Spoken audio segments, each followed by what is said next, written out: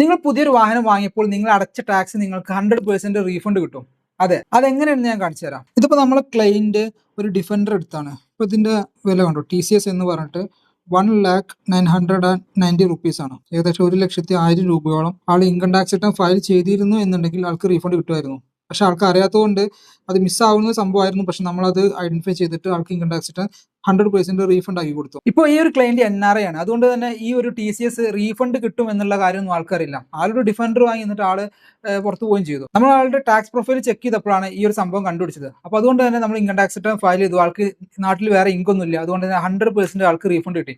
ഏകദേശം 1,10,000 രൂപ ആൾക്ക് റീഫണ്ട് കിട്ടി. ഇതിനുള്ള കണ്ടീഷൻസ് എന്താണെന്ന് വെച്ച് കഴിഞ്ഞാൽ, നിങ്ങളിപ്പോൾ ഈ സ്ക്രീനിൽ കാണുന്ന ഈ ഒരു പീരീഡിൽ നിങ്ങൾ കാർ പർച്ചേസ് ചെയ്തിരിക്കണം. കാറോ അല്ലെങ്കിൽ ഏതെങ്കിലും ഒരു മോട്ടോർ വെഹിക്കിൾ പർച്ചേസ് ചെയ്തിരിക്കണം. അത് ബസ് ആവട്ടെ, ട്രക്ക് ആവട്ടെ, ലോറി ആവട്ടെ, എന്തോ ആവട്ടെ. അതിന്റെ വാല്യൂ എക്സ്ഷോറൂം പ്രൈസ് 10 ലക്ഷത്തിന്റെ മുകളിലായിരിക്കണം. എങ്കിൽ നിങ്ങൾ ഈ കാർ പർച്ചേസ് ചെയ്യുമ്പോൾ TCS എന്ന് പറയുന്ന ഇൻകം ടാക്സ് പേയ്മെന്റ് നടത്തിയ ഒരു എമൗണ്ട് നിങ്ങൾക്ക് വേറെ ടാക്സ് ലയബിലിറ്റീസ് ഒന്നും ഇല്ല എന്നുണ്ടെങ്കിൽ നിങ്ങൾക്ക് എന്ത് ചെയ്യാൻ പറ്റും, അത് 100% റീഫണ്ട് ആക്കാൻ പറ്റും. ഈ എമൗണ്ട് തിരിച്ച് കിട്ടാൻ വേണ്ടിയിട്ട് നിങ്ങൾ ഇൻകം ടാക്സ് റിട്ടേൺ ഫയൽ ചെയ്യണം. ഈ സ്ക്രീനിൽ കാണുന്ന നമ്പർ നിങ്ങൾക്ക് നമ്മളെ കോൺടാക്ട് ചെയ്യാവുന്നതാണ്. പുതുതായിട്ട് വാഹനങ്ങൾ എടുത്ത് നിങ്ങളുടെ ഫ്രണ്ട്സിനും ഫാമിലിക്കും ഒക്കെ വീഡിയോ അയച്ചു കൊടുക്കുക. Thanks for watching my video. It's me Faiz Muhammad.